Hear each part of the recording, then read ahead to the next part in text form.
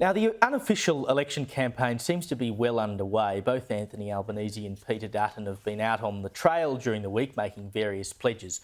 But the opposition leader has one that I really like the sound of. He's promising tax deductions of up to 20 grand for meal and entertainment purposes if you have a turnover of less than $10 million.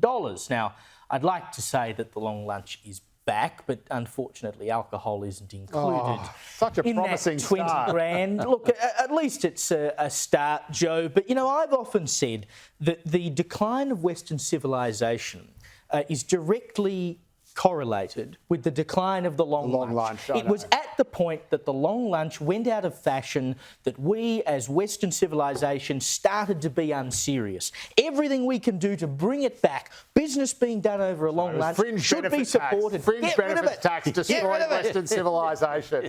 I remember hearing and seeing indeed and being some of the many long-standing traditions. I feel like I sort of weathered the end of the kind of fun bits of journalism because they were still doing it when I started out, and you'd go out and you'd have a couple of beers and sometimes you'd come back and sometimes you wouldn't. But nowadays, I was with I won't say who it was, but with an extremely powerful person, if you like, having lunch. Said, come and have lunch, blah, blah, blah, a very venerable venue. And without even saying sort of anything, we both ended up just with waters. No. It's kind of like, and he actually said, he said, oh, do you want a wine? Sorry, you have a wine if you want. And I'm like, no. It's like, he goes, I know, it's like that, isn't it? No one does it anymore. We just don't do it. We just sat there and... Well, I remember that era. I remember that era because I worked as a journalist in ABC television at that time, and I remember the 3-hour lunches. And the aim of every journalist was to become a legend in his own lunchtime. Oh, yeah.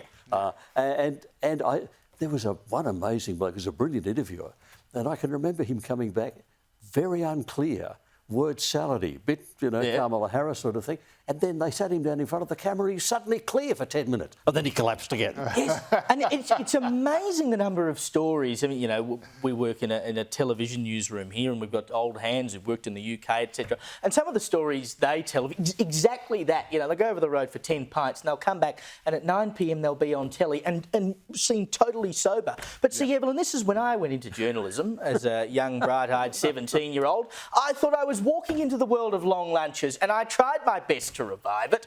There was a fair bit of pushback because you must be chained to your desk these days. But the idea of saying that you can get a tax deduction to take your staff out for lunch, to take your clients out for lunch, I think is good because it's not only good for morale, it's good for local pubs and clubs and cafes and whatever as well.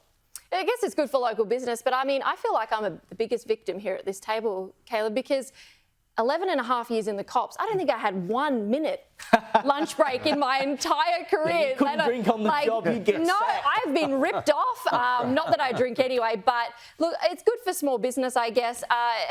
Any tax cut for me is a good thing because we are taxed out the wazoo. It is literally legal theft, in my opinion. So any money that they're going to give back to us, I think is great. Even if it's long lunch, then I have no experience in this at all whatsoever. I'll take your word for it. It's not included anyway. You're the perfect target market for this. We'll get a group together and we'll teach you about the ways of the long lunch, Evelyn. There was a time when you would have said if you put a breathalyser on the front door of a newsroom, no one would have been allowed in. But I think those days have probably passed. Unfortunately, I think. Let's go back to the days of the bottle of whiskey in the bottom drawer and people stowing out their cigarettes on the desk.